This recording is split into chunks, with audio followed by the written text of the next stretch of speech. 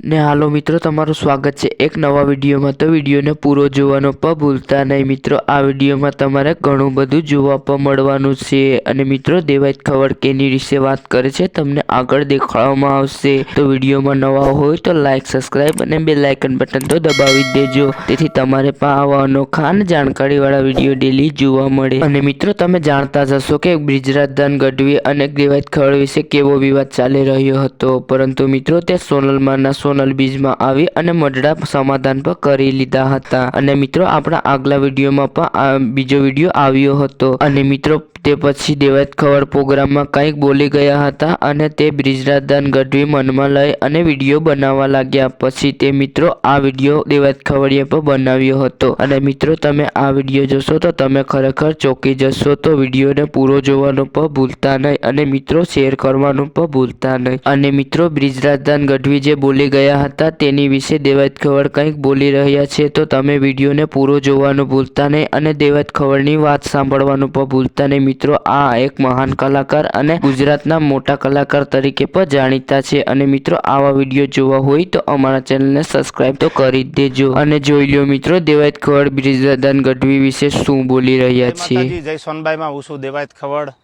હમણાં જ મેં ચાલી રહેલા વિવાદનો એક વિડીયો પાછો બીજો મારી સામે આવ્યો અને મેં સાંભળ્યો એટલે મને એવું લાગ્યું કે મારે જવાબ દેવો બહુ જરૂરી છે, પબ્લિક સુધી, સારા માણસ સુધી એક સારો મેસેજ પહોંચે એટલા માટે।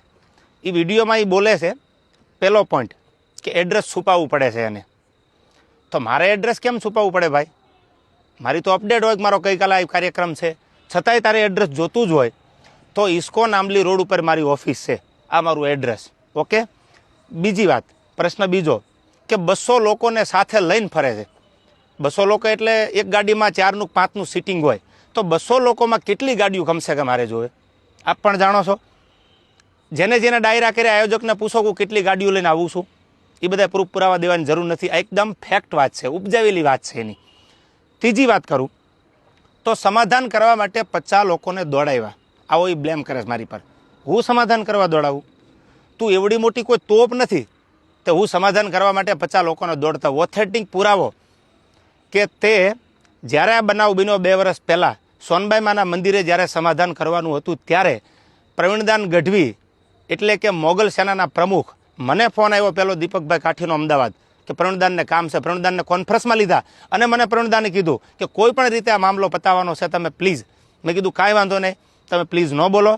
ત્યાર પછી મને ફોન આવ્યો મઢડાથી દાદુભાઈનો, દાદુભાઈએ કીધું કે તમારે સોનબાઈમાના મંદિરે આવવાનું છે, એટલે મેં કીધું કે આવું ખરો પણ માફી નહીં માગું, તો દાદુભાઈએ કીધું કે માફી માંગવા બોલાવાના નથી।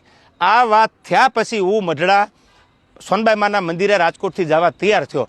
એટલે તું એવી કોઈ મોટી તોપ નથી કે મારે સમાધાન માટે 50 લોકોને તારી પાછળ દોડાવવા પડે। મારે બહુ જાજી વાત કરવી નથી, કારણ કે પબ્લિક પાસે, ઓડિયન્સ પાસે એટલો બધો સમય નથી આ ફાલતુ વાતું સાંભળવાનો, પણ મારે પ્રૂફ આપવું એ મારા માટે અગત્યનું જરૂર લાગ્યું। મારો કિંમતી સમય સાહિત્યમાં મારા જે પ્રેક્ષકો છે એને સારી વાતું સંભળાવવામાં કે સાહિત્યની 2 વાતું નવી આપવામાં છે, એટલે મને આ બધી ફાલતુ વાતોમાં એટલો બધો ઇન્ટરેસ્ટ નથી। રહી વાત બીજી સંસ્કારની, તો સંસ્કારની વાત રહેવા દે ભાઈ, બધાના સંસ્કારની બધાને ખબર છે, જે મુઠ્ઠી બાંધેલી છે એને ઉઘાડી ન કર, ઉઘાડી હવા ખાય, એટલે આ બધી વાત છોડી દે।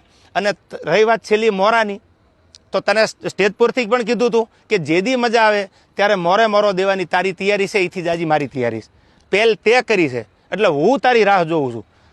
સમાધાન પછી સ્થિર પાણીમાં કાંકરીનો ઘા તે કર્યો છે, તો હું તારી રાહ જોઉં છું, આઈ એમ વેઇટિંગ ફોર યુ। કોઈ લાંબી ચર્ચા કરવાની જરૂર નથી, મેં આની પહેલાંય કીધું હતું ને, હજી કહું છું ડાયલોગબાજી બંધ કરી દે।